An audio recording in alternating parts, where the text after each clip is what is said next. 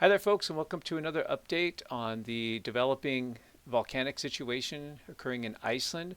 I'm Geology Professor Shawn Willsey. Thanks for joining me. Today is Monday, May 6th, and we're going to take a look at how this eruption has transpired over the past couple days, what we might look for in the future. We'll look at the latest data, a couple models, projections, and such. So thanks for joining me today. Appreciate your support of the channel and appreciate you coming in here when you want to learn more about what's going on in Iceland. So thanks again for joining me. So let's go ahead and start with, this is a few hours ago, but just getting a picture at night so you could see what the primary vent, this spatter cone that we've been dealing with for the past, gosh, a month or so now. This has been the primary vent. This, of course, is the eruption that began on March 16th as a fissure eruption. Over time, it dwindled and concentrated its output to a few spatter cone vents, with ultimately this one specific vent becoming the dominant source for the volcanic material. We've seen it dwindle over the past couple days since my last update last week, and so it does seem to be, at least visually, dwindling down quite a bit. And actually what it developed over the past few days over the weekend was a secondary spatter cone nested within this primary spatter cone. So essentially what happened here was the edges of that lava lake, as there was less lava pushing out of this thing and feeding this centralized crater at the summit, the edges started to cool and solidify. And so as that lava was being ejected at very small rates and without as much energy as it had previously, it built up a smaller spatter cone within the primary cone there, which is interesting.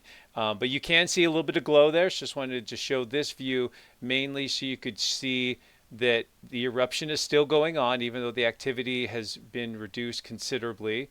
So you can see that lava occasionally is ejected with those gas bursts, and that spatter sticks to the edges of either this secondary cone now that's nested inside the larger cone, or if it's a potentially bigger burst, it might make it a little ways out. But let's go ahead and skip ahead to more of the live view now that we're into the daytime hours. And of course, much more difficult to see exactly that incandescent glow during the daylight hours. But you can see it actively outgassing. Of course, the amount of gas you're going to see is related to, of course, the output of the lava and the gas coming out of the lava, but also the lighting conditions, temperature, humidity. Those can play factors as well in dictating exactly how much gas you're going to see coming out of any primary volcanic vent. We still have lava flowing out of the base of this a little bit and feeding some of this lava flow field that surrounds the spatter cone. There was some overflights with some drones over the weekend that revealed a few incandescent spots here and there, but it doesn't seem to be advancing at all. The lava is pretty much stagnated and confined to the existing flow field as we see here.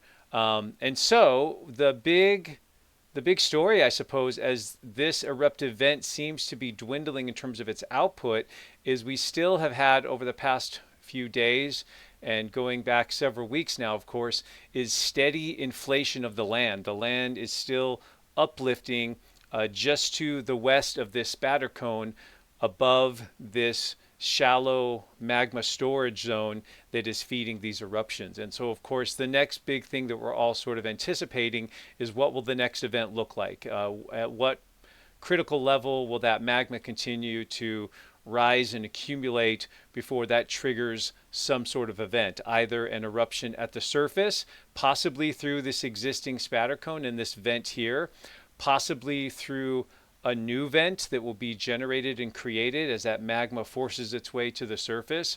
Another possibility, of course, is that that magma that accumulates in the subsurface may be injected and forced into some void or fracture system in the region, and it may stay underground and result in an intrusion rather than an extrusion or an eruption of lava. And so those are some of the possibilities that are out there right now as we move forward. And of course, it's anyone's guess. Of course, I'm excited for this because I will be in Iceland a week from, well, not a week from today. I'll leave a week from today on the 13th. I'll get there the morning of the 14th. And so I'll work to see if I can get as close as I can to the eruptive site or keep you updated on things as best I can while I'm in Iceland. So let's go ahead and look at some of the data though. So here is our earthquake data for the past 24 hours on the Reykjanes Peninsula. And we'll get to this cluster over here in a second. Let's focus primarily on the region that we've been focusing on north of Grindavik. And so you can see a good little cluster of quakes here. Many of these are negative value earthquakes, and so they're quite small in terms of their exact energy. In fact, if we just go for anything above a magnitude 1, you can see those all disappear. So the quakes that are occurring here along this northeast-southwest trend are quite small. Nonetheless, there's a few dozen or so over the last 24 hours. A good cluster here near the eruptive site. Some of these could be related to, there's any number of things that might trigger these quakes. You might be seeing parts of the spatter cone as that eruptive activity dies down. There could be small collapses. There could be lava cooling and contracting, and some minor movements and adjustments to this new scenario. And so some of these earthquakes might be related to that. It's much too early and much too speculative to assume that those are related at all to any sort of magma migration or intrusion. These are all taking place at a variety of depths. You can see there on the side, 2 to 5 kilometers seems to be. There's one that's 1 kilometer down. There's one that's a little shallower. So it's a little bit shallower, and some of those shallow ones again could be collapse or things happening close to the surface. You could be seeing parts of the conduit, the actual tube system that feeds the eruption. As that the outflow decreases, you might be seeing little bits of collapses in there, again, that are triggering some of these small quakes. And again, because we have this dike that intruded on November 10th of last year, we might be seeing some stress changes there as well. So the earthquakes here, probably not too telling right now. Of course, we're waiting to see how this evolves. We might see that next eruption transpire through the existing event without really any sort of seismic signal or a minimal seismic signal, because that pathway and that conduit's already established. Or we might see, if a new event were to open up, that should be accompanied with some sort of seismic signal. We should be seeing a swarm or a cluster of quakes over a short period of time, confined to a specific area. They get shallower as that magma body forces its way upwards, breaking rocks, widening fractures, and making space for itself along the way. So we do have this cluster of quakes that have happened over the past 24 hours. Off the coast of the Reykjanes Peninsula, what's known as the Reykjanes Ridge. And there's a tiny little rock island out here called Eldi. And so it's concentrated more or less in that area. And you can see a few of these quakes were about 3.5. Here's a 3.2. I think that was among the largest of the quakes. But also notice they were fairly deep. So these are 10 kilometers depth here. Some of the smaller ones here, which might be just aftershocks, 8 to 5 kilometers depth out in this area here. Whoops, now I just moved the whole thing a bunch. Let's get back down there. So this obviously with a active eruption and inflating magma chamber not too far away, this sort of graphical representation of earthquakes in the vicinity would lead many people to wonder what's going on and possibly assume or be curious about if this is going to trigger some event there. From my perspective, these look like these are all tectonic quakes. I'll show you here in a second that this is a very likely area for earthquakes to happen. And along these plate boundaries, remember too that we're going to see a lot more seismic activity than volcanic activity. I don't know what the ratio or proportions would be, but expect to see way more earthquakes and way fewer volcanic eruptions over any period of time. And that certainly has been the case, and I've showed that in prior updates, showing you, literally 15 or so years of earthquake activity on the Reykjanes Peninsula from the mid-2000s up to 2020, and none of that period of time corresponded with any sort of eruptive activity. And so I guess the point is assume tectonic earthquakes unless we see other evidence that would be to the contrary. And even if there was a volcanic episode out here in the offshore regions, that would not present any sort of hazard to the residents in Iceland. And the other thing I'll mention here, and then I'll actually show you this a bit as well, is that these plate boundaries tend to be segmented. And so it's not just one line. Oh boy, I just moved the map again. That cuts through here. It's actually a series of discrete segments that collectively form this plate boundary. So let me show you a bit other perspectives here. Here's the Met Office. There's that cluster of offshore quakes off the peninsula there. And then when they plot that up versus time, you can kind of see when those quakes arrived. It was between late Sunday, early into Monday. You can see that tight cluster there. But since that time, you can see these have dropped off quite a bit. And so those two bigger events, the 3.5, the 3.2, and then a few in the 2 to 3 range, and then mostly smaller quakes there. Again, most likely related to earthquake activity. Just to illustrate this a bit, though, let me take you to this map, first of all, which shows how the plate boundary is really manifested across Iceland.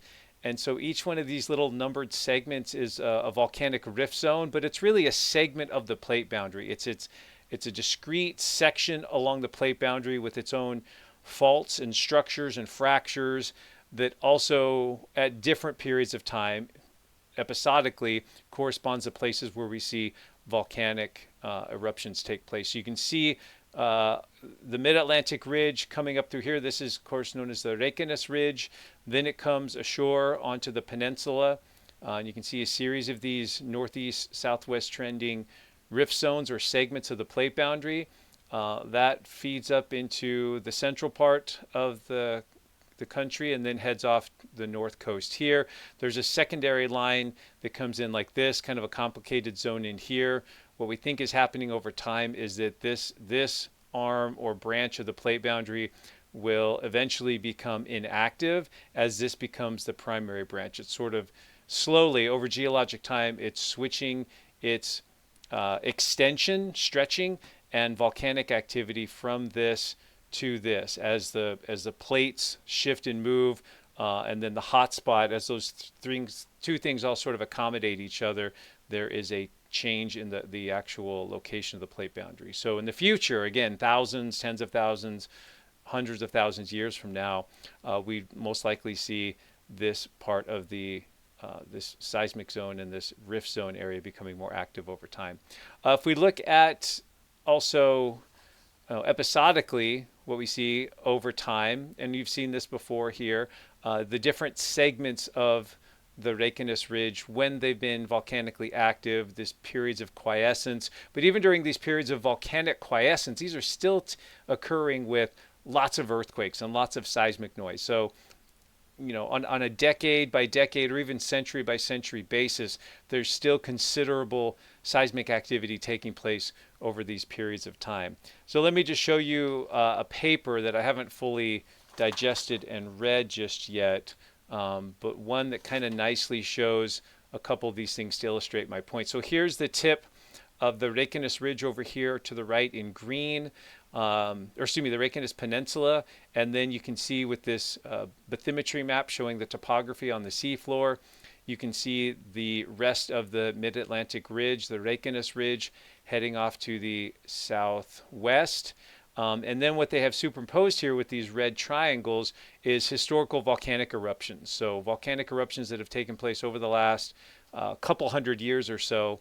Actually, some are further back than that. These go back to the 1200s, and where those have occurred. And so I guess my point here is that even going back, seven or 8 centuries, 700 or 800 years, notice how infrequent the volcanic activity is. Maybe like a dozen to 15 volcanic episodes in that entire period of time. And yet, if we come down here to a similar map that shows, and this shows a very tight area here. This is a zoomed in region. This isn't showing the entire ridge. Let me make that a little bit bigger for you. So here is the Reykjanes Peninsula up at the top right corner in green, and then all these red dots are earthquakes from a certain period of time, 1990 to 2004. So 14 years worth of earthquake data. And just to show you how much more prevalent earthquakes are along this divergent boundary as opposed to volcanic activity. So you can see those here on the peninsula and in the offshore regions here as well, continuing out onto this seamount here. And I think there might be one more that shows it further offshore. Yeah, that's the one I was looking for.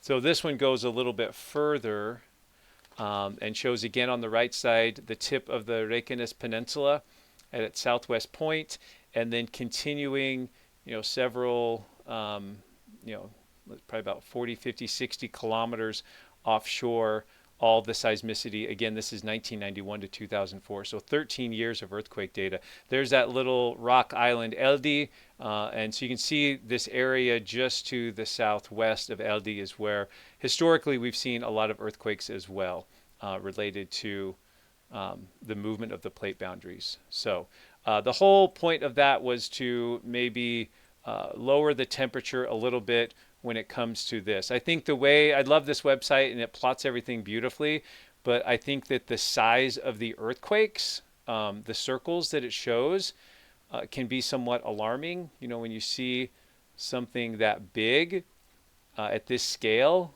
and as you zoom out, the circles even get a little bit bigger. I think perhaps the size of the circle carries more significance with an earthquake of that magnitude, 3.5, than it is actually due. So for example, if we look at like the USGS website, which I'm not saying is better, but just as a different sort of perspective, here are, these circles don't look very big. This is actually bigger than any of those Iceland earthquakes. This was a 4.4. And related to like this 2.8, it's not much bigger. So just sort of the size of the circles that's selected, and just sort of its visual impact on the viewer. I just wonder if maybe folks get more excited about these earthquakes because of that very thing, just the size of the circles that it plots here.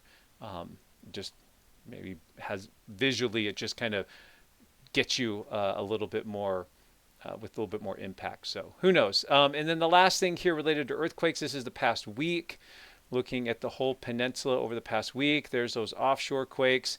And on this map, the circle size is somewhat muted. So I feel like this particular graphic maybe doesn't have that same connotation of having these huge circles that just kind of grab your attention. But you can see, mainly it looks like the biggest one we had was this one here, a 1.6. I guess that was yesterday, and then a little bit of a clustering here close to the vent area, just east of Silingarfelt, this hill right here. So nothing too alarming on the seismic end of things. Let's go and look at the GPS data then real quick. And this, of course, is of interest to us because this is showing us the active uplift. So again, 3 plots on our GPS stations. There's various stations located in this area north of Grindavik, and you'll always see 3 plots for each one of these GPS stations. The first plot showing how that station has moved over time. You can see time on the bottom here, February, March, April. This is May at the far right end. They just haven't labeled it. But you can see movement in a north-south direction. So as these lines trend towards more positive values or up, that means that station is moving to the north. The second plot is showing east-west motion. So as each data point is plotted, if it is moving up or towards positive values, that would represent eastward motion. If it's moving down towards these negative values, that would represent west motion. And then the final plot is up-down, which we tend to spend a little bit of time on, quite a bit of time on, excuse me. And this shows up-down motion. So here you can see since the February 8th eruption, you can see that the trend has been, the station has moved up, and that uplift and upward motion is interpreted to be caused by the inflation as more magma is moving into that storage zone. It's causing the ground to actually rise above it, even though that magma storage zone is a good 4 to 5 kilometers in depth. Then that changed characteristics on March 16th when we had the beginning of this last eruption. So as some of that lava was then moved to the surface and left the storage zone, that was reflected in a downward trend in the GPS data. And then since then, since our March 16th eruption, which is still technically going on right now, we've seen beginning in early April a slight uptick right after the eruption began in March, late March. But then since early April or so, a little bit more steady and aggressive inflation trend here. And then you can see the last few data points there as well. So we're well beyond, in terms of total uplift, where the critical threshold was here back in March. But that's what we've seen with all of these eruptions. There's the end of the cycle coming out of the January eruption. There's the critical point for the February eruption. So you can see where that lines up with this point. And then now we're heading off to some higher point over here before the system gives way and again either produces an eruption or a subsurface intrusion of magma into the surrounding rocks. And so just looking at a couple of those, I mean, the trend's pretty similar across the board. If you pick a station nearby, so you can see here slight southward motion and a strong westward motion at the Edvarp station. And this station would be, I guess we could pull up where these stations are. Let's clean this up a little bit, get rid of some of this, and add the GPS station. So this is the station over here, strongly moving to the west. If we look at some of these stations over here, we might see a strong movement to the east, which again would be indicative of there's some strong movement to the east at this station here. And again, these are related to that magma body that's intruding into the area. So as that magma comes into this area, it pushes the station slightly to the west in that direction, and then stations over here that are to the east that way. So it's just kind of like bread rising, or imagine just kind of a dome uplifting, a balloon inflating, whatever analogy works for you there. That's causing the land stations to move away from each other to accommodate the space needed for the influx of magma. So there's our GPS data, such as it is, one that we're always going to keep monitoring here closely. And related to that real quickly, as we start to wrap this up, I did get an email from one of our viewers who's been plotting this up on his own, Bruce Gardner. And so this might be helpful here, and he's given me permission to share this. So thank you, Bruce, for doing this. This might be the best place to start. So here is going all the way back to fall of last year. So this is this is like September 2023, and then we'll take it all the way up to at least late April or so, almost to today. And this is just the GPS station at the Svartsengi station, the one that we've been tracking the most. So you can see the uplift begin here in early November, and then it drops considerably, and that's when we formed that big dike. That's when all the earthquakes occurred. That was sort of if we had a penultimate stressful, dramatic day thus far from this complete geologic event, it would be around November 10th. So you can see a big down drop here. But immediately after some of that magma had been moved and that 15-kilometer dike had formed, inflation resumed over time. And then that culminated in December, on December 18th, with our first eruption. So that emptied some of the magma from the storage zone. After that eruption was over, a day or two later, magma inflation resumed. And then there was another eruption, a smaller one, on January 14th that only lasted about a day. But you can see that little kind of tick downward there. This one was a little bit different too because it was in a slightly different location further south near the town of Grindavik. This is the one that destroyed 3 homes. And then you can see the inflation going into the February 8th eruption, more inflation going up to our recent and ongoing eruption March 16th. And then the inflation continuing beyond that point. So Bruce has plotted that data up nicely.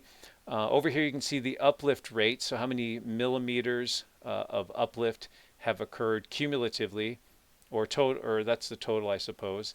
And then what he's done here, as best I can tell, is he's plotted this up again and then taken the trend of this, and he's made a projection. Basically, if you notice, each one of these is a little bit higher than the last one. So he's done a little bit of math and plotted these up in terms of how much it takes over the previous uplift to trigger the next one. So as the idea here is as the rocks are being heated and stretched due to this magma, they're becoming a little bit more elastic. And so that's the idea behind why we're seeing higher rates of uplift and higher critical trigger points that precede each eruption. And so the idea here is he's played with that, added a little bit of error, and he has come up with a forecast. I wouldn't call it a prediction because it's not specific, but it's sort of a window.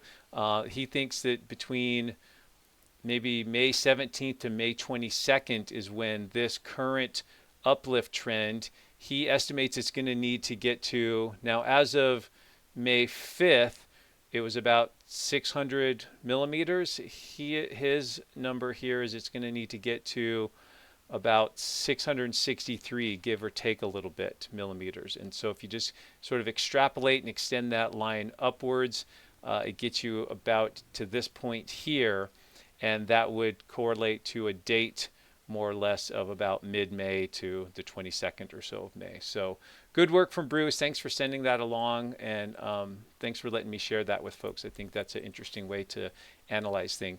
Our last thing real quick here, team, just a bit of news, and thanks as always to Amanda Joe, who helps me by sending me some of this news that's come across the wire in Iceland. Appreciate all her work. There had been discussion and talk on building a new berm. So remember with our area around Grindavik, shown in yellow here are these defensive walls or berms that they have constructed. So there's a series of these that surround the Blue Lagoon and the Svartsengi power plant. And as of today, so far, we have not had any lava inundate that area, which is great. And similarly, there was some of these earthen berms that were constructed around the town of Grindavik, and the only time we had lava really get into this area was in the January eruption, which was further south, and we had part of the fissure was through the berm and south of the berm, so we had some lava flow into this area. And then unfortunately there was a small secondary fissure that opened up on that day closer to town. Thankfully, it only produced a very small lava flow, but it did destroy 3 homes right here in this area. So what the plan is now is, because we did see in one of my previous updates, the eruption that began on March 16th has filled in a lot of this area with lava. As that lava has continued to, as more lava has been supplied into this area, it's actually supplied a lot of lava in the subsurface and caused the ground to rise a little bit. And so this entire flow field has inflated to the point where in many sections the lava flows from this March 16th eruption are right at the top of the defensive berm. And in at least one instance, a little tiny tongue of it actually flowed over that defensive berm. So recognizing, rather than try to build these even higher, what the plan is, as it's been presented, is to build some secondary walls. So there's a little bit of space here between the houses in the town and the existing berms. And so I haven't seen exactly where these are going to be located, but I'll show you here in the story. It basically says they're building them between the defensive berms and the town. So they're going to build, I think, a series of secondary walls on the north and east sides of the town, such that if these berms that exist now are overtopped, there's a secondary barrier that they would have to overcome. And the idea here is you're not trying to necessarily stop the lava and keep it from advancing. You're just trying to steer it and divert it away from all this infrastructure and all these towns here. So let's see how that goes moving forward. And so the last little article here, here we go. Work has begun on the construction of a new fortification. So the Minister of Justice approved the project, and it will be built inside the fortifications that already exist north and east of Grindavik. And it says here, we're getting used to this. All the tools and equipment have arrived on site and the work has begun. We have yet to decide on the height and see how it goes. They do estimate it'll take about 2 to 3 weeks to get that done. And it will be about 5 meters high and close to 1 kilometer in length. And so hopefully they'll have time to get that constructed before the next event takes place, because it's anyone's guess as to exactly where where that might be, where this next vent might open up. Will it continue to erupt from this existing spatter cone and vent that we've seen over the past, I guess, almost month or so? More than that, I guess, maybe like 4 or 5 weeks. Or will a new vent open up? How long will the inflation go on before something critical happens there? So it's anyone's guess as to when that might occur. So, and then lastly, let's see here. Let's look real quick here. While I was doing this update, I just got a message from Amanda Joe about an earthquake that just occurred. She felt it in the Grindavik system, and it looks like that just popped up here on the site. So 2.7 earthquake, close to a 3, with a depth of about 5.5 kilometers. So again, we've seen this pattern before. Probably nothing, probably again related to stress conditions. There's nothing at all right now to indicate this is magma moving into this system. We'd expect to see a lot more seismic activity, even more so than we're seeing offshore here off Eldi. Of course, we know that when the larger an earthquake is, the more frequent and the larger we might see aftershocks associated with that. So, but apparently this just took place within the last few minutes as I've been talking. So, just an extra little earthquake to add to the list there. So, thanks again, friends, for your time and for joining me on this update. I will be sure to get back to you in a couple days if anything's going on. On a programming note, tomorrow I'll be joined by park geologist Greg Stock at Yosemite National Park talking about rockfall. I'll do an interview discussion with him. I'll record that and get that uploaded as soon as I can. Look for another update probably later in the week related to Iceland, and also maybe something related to Kilauea, depending on what's happening over there. But we'll see you next time. Thanks again for joining me, and have a good one. Take care.